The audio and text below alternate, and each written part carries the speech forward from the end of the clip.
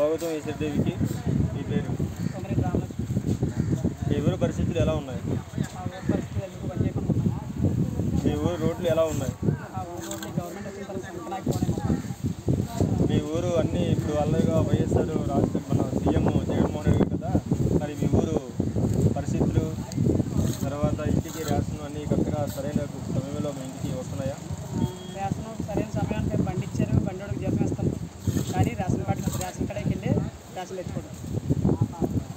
మరి మీ ఊరు కుళాయిలు వేశారు, వాటర్ అది కంప్లీట్గా బాగా వస్తుందా?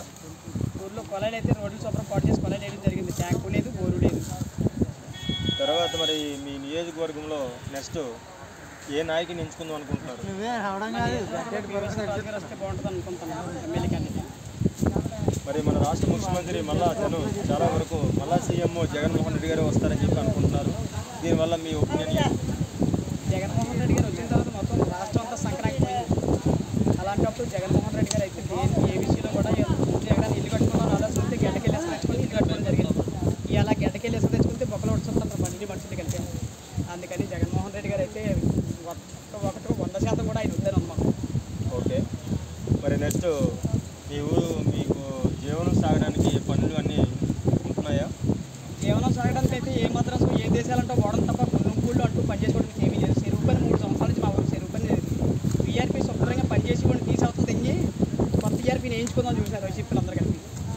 ఆ కొత్త ఈఆర్పీకి ఉద్యోగం వేయించుకోలేకపోతున్నారు, ఈ ఉన్నోడిని చేయాలి నేను పని అంటే రెంట్లకి భయాన్ని అటు వాళ్ళు పని వేయించుకోలేకపోతున్నారు, ఇటు పనికి లేకుండా చేశారు.